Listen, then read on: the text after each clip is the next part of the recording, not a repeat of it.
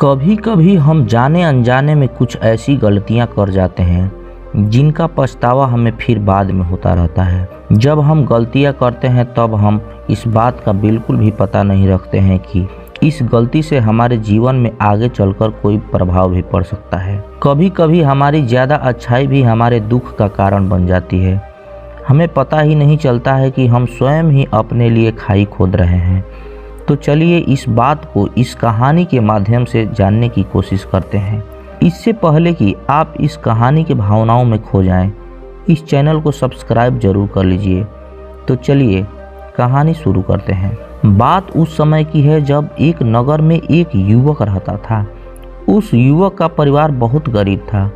उसके परिवार में आए दिन किसी न किसी बात को लेकर झगड़े चलते रहते थे। वो युवक इन झगड़ों से बहुत परेशान था। उस युवक ने पारिवारिक झगड़े रोकने की बहुत कोशिश की, पर वो झगड़े रुकने की जगह बढ़ती ही जा रही थी। जब वो युवक काम की तलाश में लोगों के पास जाता तो लोग उसे पूछते कि भाई तुम कितना वेतन लोगे, तो वो उनसे कहता कि आप बस मुझे काम दे दीजिए, मेरे परिवार की आर्थिक स्थिति बहुत खराब है, मुझे काम की बहुत आवश्यकता है, आप बस मुझे काम पर रख लीजिए और आप जितना दोगे मैं उतना ही ले लूँगा। तो लोग उसकी मजबूरी का फ़ायदा उठाकर उसे कम कीमत पर काम पर रखते, क्योंकि उसने लोगों को खुद ही मौका दे दिया। लोगों को पता था कि उसे काम की बहुत ज़रूरत है, वो कम पैसों में भी काम कर लेगा। और जब वह युवक अपने मित्रों के पास, अपने सगे संबंधियों के पास बैठता, तब पर भी वो अपनी गरीबी की बातें करते रहता। अपने मित्रों और सगे संबंधियों से कहता कि मैं क्या करूं, मेरा परिवार बहुत गरीब है, हमें 2 वक्त की दाल रोटी भी ठीक से नसीब नहीं होती और आए दिन परिवार में लड़ाई झगड़े होते रहते हैं। मुझे तो कुछ भी समझ में नहीं आता कि मैं क्या करूं। उसके मित्र और सगे संबंधी भी उस समय तो उसकी बातें सुन लेते, पर उसके बाद में वो सभी उसका मजाक बनाते और कहते कि ये गरीब का गरीब ही रहेगा, इसका कुछ भी नहीं हो सकता और इनकी तो परिवार में भी प्यार नहीं है। जब देखो एक दूसरे से लड़ते झगड़ते रहते हैं और ये हमारे पास बिना बात का रोना रोता रहता है और खुद कुछ करता नहीं। जबकि वो युवक तो उनको अपना समझकर अपनी समस्या बता रहा था ताकि लोग उसकी कोई मदद कर सके, लेकिन किसी ने उसकी मदद तो की नहीं। अब वो युवक जहाँ भी जाता सभी लोग उसका तिरस्कार करते, उसे गरीब गरीब कहकर पुकारते। कोई भी व्यक्ति उसे काम की पूरी कीमत नहीं देता। वो युवक दिन भर मेहनत करता रहता था, पर उसे कुछ ही पैसे मिलते थे। कोई भी उसकी मेहनत का उसे पूरी कमाई नहीं देता था। अगर वो उनको कुछ कहता तो वो लोग उसे कह देते कि काम करना है तो कर, नहीं तो जा यहाँ से। अब उस युवक को काम की ज़रूरत तो थी ही, इसलिए वो काम तो करता ही था। धीरे धीरे समय के साथ उस युवक की हालत बहुत ख़राब हो गई। सभी लोग उस युवक का इस्तेमाल करने लग गए, क्योंकि सबको पता चल चुका था कि वो बहुत गरीब है, उनका कुछ नहीं बिगाड़ सकता और उसे पैसों की भी ज़रूरत है, तो वो काम तो करेगा ही। सभी नगरवासी उसका अपमान करते, उसे गरीब गरीब कहकर पुकारते। इन सब बातों से वो युवक बहुत परेशान हो चुका था। उसे समझ में नहीं आ रहा था कि आखिर उसके साथ ये सब क्या हो रहा है। तभी उसने लोगों से बातें करते हुए सुना कि नगर में एक बौद्ध भिक्षु आए हैं। उन बौद्ध भिक्षु के पास सभी समस्याओं का हल है। वो बौद्ध भिक्षु बहुत ज्ञानी है। ये सुनकर वो युवक भी उन बौद्ध भिक्षु के पास जा पहुंचा। वो युवक उन बौद्ध भिक्षु के पास जाकर उन्हें रोता हुआ बोला कि महाराज, सभी लोग मेरे साथ ऐसा क्यों करते हैं। तभी उस युवक की बात सुनकर बौद्ध भिक्षु ने उससे पूछा कि क्या हुआ बालक। तभी वो युवक जोर जोर से रोने लगता है और रोते रोते अपनी सारी बातें बौद्ध भिक्षु को बताता है और उनसे कहता है कि महाराज, सभी लोग मुझे गरीब गरीब कहकर पुकारते हैं, मेरा मजाक बनाते हैं और कोई भी मनुष्य मुझे अपनी मेहनत की पूरी कमाई नहीं देता। मैं उनके खेतों में पूरे दिन काम करता हूँ, पर वो मुझे बहुत कम पैसे देते हैं। मेरे दोस्तों, मेरे मित्र भी सारे मेरा मजाक बनाते हैं। वो बौद्ध भिक्षु उस युवक की सारी बातें ध्यान से सुनते थे और उससे पूछते हैं कि सभी नगरवासियों को इस बात का कैसे पता चला कि तुम बहुत गरीब हो और लोग तुम्हें पूरे दिन काम करने के बाद भी इतना कम वेतन क्यों देते हैं। बौद्ध भिक्षु की बात सुनकर वो युवक बोला कि दरअसल महाराज, मैंने ही नगरवासियों से हमदर्दी पाने के लिए उनसे कहा था कि मैं बहुत गरीब हूँ, मुझे आप काम पर रख लीजिए, जो आप दोगे वो ही ले लूँगा। यह सुनकर वो बौद्ध भिक्षु बोले कि इसमें लोगों की क्या गलती है? अगर नगरवासी तुम्हारा मजाक बनाते हैं, तुम्हें कम वेतन देते हैं, तो इसमें तुम्हारी ही गलती है। तुम ही न उन लोगों को बढ़ावा दिया है। तुम्हें कुछ बातें सिर्फ अपने तक ही सीमित रखनी चाहिए, लेकिन तुमने तो वो बातें सबको बता दी। बौद्ध भिक्षु की बात सुनकर वो युवक उनके पैरों में गिर गया और उनसे बोला कि महाराज, अब मैं क्या करूं? आप मेरी इस परेशानी को दूर करो। युवक की बात सुनकर बौद्ध भिक्षु बोले कि देखो, अब जो हो गया उसे तो वापस नहीं लाया जा सकता, लेकिन आज मैं तुम्हें ऐसी 7 बातें बताऊंगा जिन्हें तुम्हें कभी किसी को नहीं बतानी है, सिर्फ अपने तक ही सीमित रखनी है, चाहे फिर वो तुम्हारा मित्र ही क्यों ना हो या फिर कोई सगा संबंधी ही क्यों ना हो। तुम्हें ये बातें किसी को नहीं बतानी है। बौद्ध भिक्षु की बात सुनकर वो युवक बड़ी प्रशंसा से बोला कि बताइए महाराज, वो कौन सी बातें हैं जिन्हें हमें किसी को नहीं बतानी चाहिए। फिर बौद्ध भिक्षु ने उस युवक से कहा कि पहली बात तो तुम्हें किसी को नहीं बतानी है, वो है तुम्हारे जीवन का लक्ष्य, तुम्हारे जीवन का सपना। हम क्या करते हैं, हम अपने सपनों को सभी को बता देते हैं कि मैं ये करूँगा, मैं बड़ा होकर ये बनना चाहता हूँ। हमें ऐसा लगता है कि लोग ये सुनकर बहुत प्रसन्न होंगे कि मैं कितना बड़ा आदमी बनना चाहता हूँ, लोग मेरी प्रशंसा करेंगे, लेकिन ऐसा होता नहीं है। जब हम अपने सपनों को लोगों को बता देते हैं तो हमारी मन की संतुष्टि का भाव आ जाता है। हम मन ही मन बहुत खुश होते हैं, जिससे हम अपने सपनों के प्रति जुनून नहीं रख पाते हैं जो हमारे पहले था। जब हम अपने सपनों को लोगों को बता देते हैं तो उनकी उम्मीदें हमसे बढ़ जाती है, वो हमारे ऊपर और भी ज़्यादा ध्यान देने लगते हैं, जिसे कभी कभी हम तनाव में भी आ जाते हैं और फिर यही तनाव हमारे जीवन में असंतुलन पैदा कर देता है और फिर हम अपने सपनों के प्रति अपने लक्ष्य से भटक जाते हैं। जब हम अपने सपने किसी को बताते हैं तो आपको कुछ लोग प्रेरणा देंगे, जिससे आपको आगे बढ़ने में हिम्मत मिलेगी, लेकिन बहुत से लोग ऐसे हैं जो आपको प्रेरणाहीन करेंगे, आपको डीमोटिवेट करेंगे, जिससे आप अपने लक्ष्य से भटक सकते हो। इसलिए जो भी आपका सपना हो उसे पूरा करो, उसके बाद ही लोगों को बताओ। अगर पहले बता दोगे तो लोग रुकावट पैदा कर देंगे और सपने को चुपचाप अगर पूरा किया तो लोगों को स्वतः पता चल जाएगा कि तुमने कौन सा सपना हासिल किया है। इसलिए कभी भी किसी को अपना सपना मत बताओ, अपना लक्ष्य मत बताओ। फिर बौद्ध भिक्षु ने उस युवक से कहा कि दूसरी बात जो किसी को नहीं बतानी चाहिए वो है तुम्हारी समस्या, तुम्हारी परेशानियाँ। हम क्या करते हैं, जैसे हमें कोई समस्या होती है, कोई परेशानी आती है, तो हम तुरंत लोगों के पास उसके समाधान के लिए पहुंच जाते हैं, उन्हें अपना दुखड़ा सुनाने लगते हैं। लेकिन दूसरे लोगों को अपनी परेशानी बताने का मतलब है स्वयं के लिए एक और परेशानी खड़ी करना, क्योंकि जब हम किसी से अपनी परेशानी बताते हैं तब तो हमें बहुत अच्छा महसूस होता है। हमें ऐसा लगता है कि मानो हमारा थोड़ा सा दुख तो चला गया, लेकिन सभी लोग हमारी परेशानियां कम नहीं करते बल्कि उन्हें और बढ़ा देते हैं और हमारे सामने नई परेशानियां खड़ी कर देते हैं। हम जितने लोगों के साथ अपनी समस्याएं बताते हैं उनमें से 70% लोग ऐसे होते हैं जिनको हमारी परेशानियों से कोई फर्क नहीं पड़ता, बल्कि वह तो हमारा मजाक बनाते हैं। और 20% लोग को यह जानकर खुशी होती है कि हम कितने परेशान हैं। 10% लोग ही ऐसे होते हैं जिनको थोड़ा बहुत फर्क पड़ सकता है, लेकिन फर्क पड़ने का मतलब ये नहीं है कि वो तुम्हारा साथ दे ही देंगे। जब लोग हमारी परेशानियां, हमारी समस्याओं का मजाक बनाते हैं तो हमें बहुत बड़ा दुख होता है। इसलिए हमें कभी भी अपनी परेशानियां किसी को नहीं बतानी चाहिए, स्वयं ही उनका हल खोजना चाहिए, क्योंकि हमें हमसे बेहतर कोई नहीं जानता और हम खुद ही बिना किसी के मदद से हर परेशानी से बाहर निकल सकते हैं। फिर बौद्ध भिक्षु को उस युवक की तीसरी बात बताते हुए कहते हैं कि तुम्हें कभी भी अपने परिवार की समस्या किसी को नहीं बतानी चाहिए।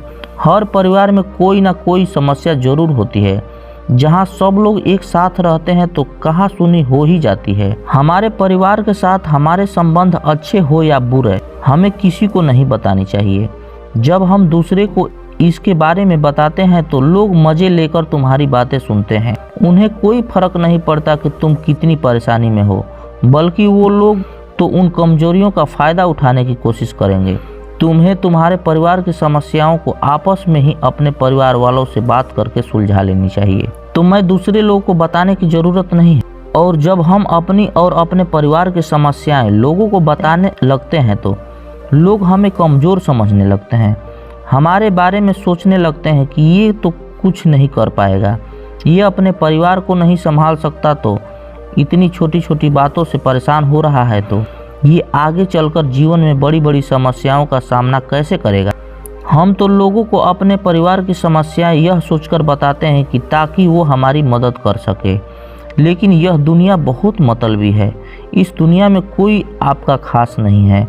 लोग हमारी बातें मज़े लेकर सुनते हैं और हमारे सामने तो झूठी हमदर्दी दिखाते हैं, और फिर हमारी पीठ पीछे जो बातें हम उनसे बताते हैं उन्हें अच्छे से नमक मिर्च लगाकर चारों तरफ फैला देते हैं, जिससे उन लोगों का तो कुछ नहीं बिगड़ता और तुम्हारे परिवार का इज्जत मिट्टी में मिल जाती है।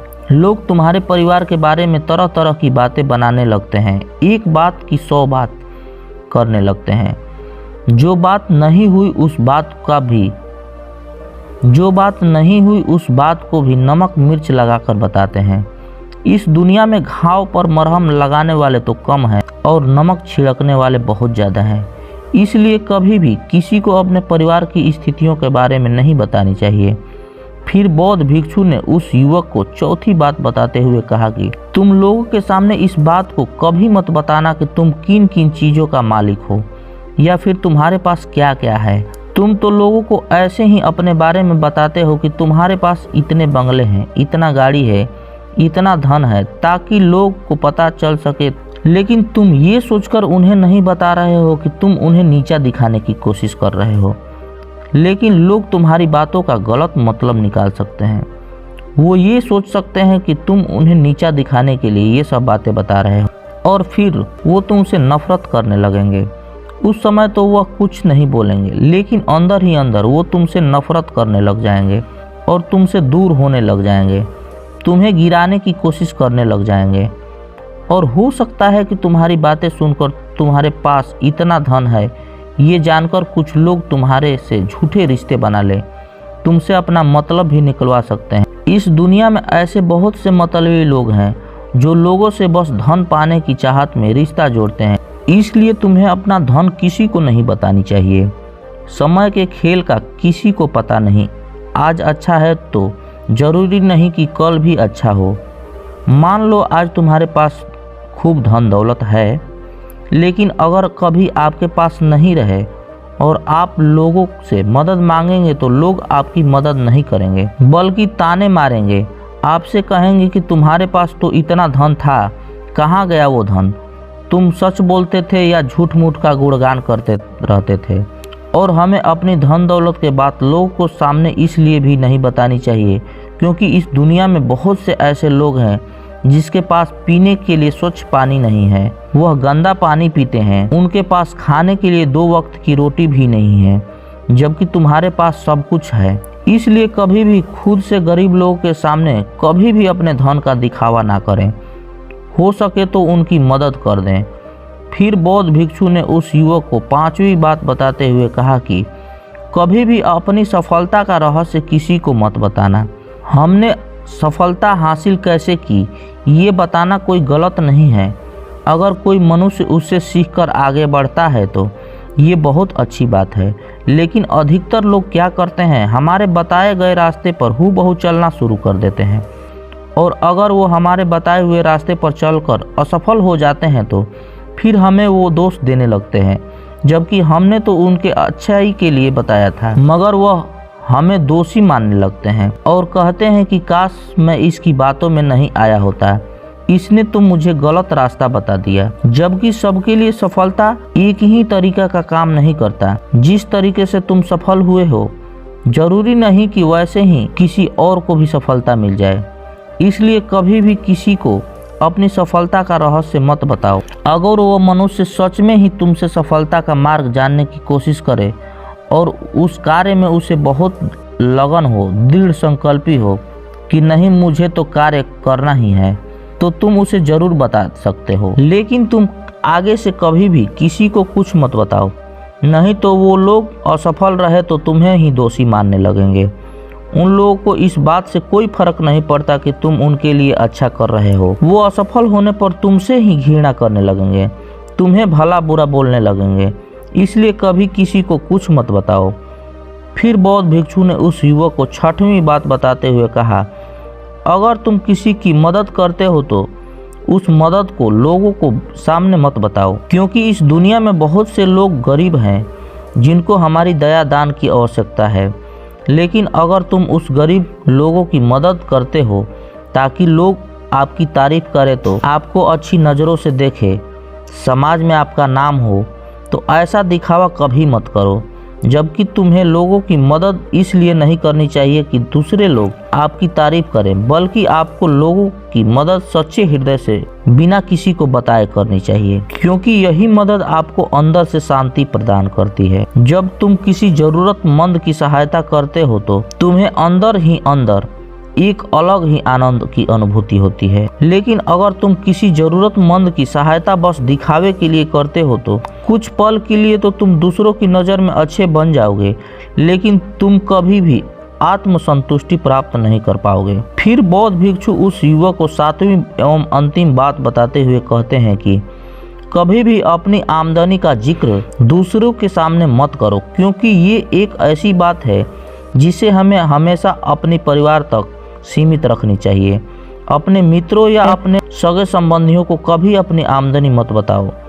हमें कभी भी किसी से ना तो आमदनी पूछनी चाहिए और ना ही अपनी आमदनी बतानी चाहिए, क्योंकि जब हम लोगों को अपनी आमदनी बताते हैं तो लोग हमारी स्थिति का आसानी से पता लगा सकते हैं, जो हमारे लिए बिल्कुल सही नहीं। क्योंकि अगर हमारी आमदनी कम होती है और हम लोगों को बता देते हैं तो लोग हमें गरीब समझकर हमसे दूर होने लगते हैं, हमारा तिरस्कार करने लगते हैं, हमें नीचा दिखाने लगते हैं, हमें नीचा समझने लगते हैं, हमारी इज्जत नहीं करते। अगर हमारी आमदनी ज़्यादा होती है और हम लोगों से उसके बारे में बता देते हैं तो लोग हमसे फिर मतलब के रिश्ते रखने शुरू कर देते हैं। उन्हें हमसे नहीं हमारे पैसों से मतलब होता है। लोग आपसे इसलिए रिश्ता नहीं जोड़ते कि आप एक अच्छे इंसान हो, बल्कि वो तो आपसे इसलिए रिश्ता जोड़ेंगे क्योंकि आपके पास धन है। जो लोग तुम्हें पसंद नहीं करते वो भी धन की वजह से तुम्हें रिश्ता रखने लगेंगे और तुम्हारा साथ ऐसा बर्ताव करेंगे जैसे तुम उनके लिए बहुत खासम खास हो। इसलिए कभी भी किसी को अपनी आमदनी मत बताओ, बस इसे अपने और अपने परिवार तक ही सीमित रखो, क्योंकि आपका परिवार ही आपकी तरक्की को देखकर खुश होता है। बाकी तो ये दुनिया आपकी तरक्की को देखकर जलने वालों में से है। युवक बौद्ध भिक्षु की सारी बातें बहुत अच्छी तरीके से समझ गया था और उस युवक ने अपने मन ही मन में ये संकल्प ले लिया कि आज के बाद वो कभी किसी को अपने रहस्य नहीं बताएगा। इसके बाद वो युवक बौद्ध भिक्षु को प्रणाम किया, उन्हें धन्यवाद दिया और फिर वहाँ से चला गया। तो दोस्तों, कैसी लगी ये कहानी आपको कमेंट सेक्शन में ज़रूर बताना, और अच्छी लगी तो ये चैनल को सब्सक्राइब जरूर कर लीजिएगा। तो मिलते हैं अगली कहानी में, तब तक के लिए अपना ख्याल रखें। जय हिंद, जय भारत, जय बुद्ध।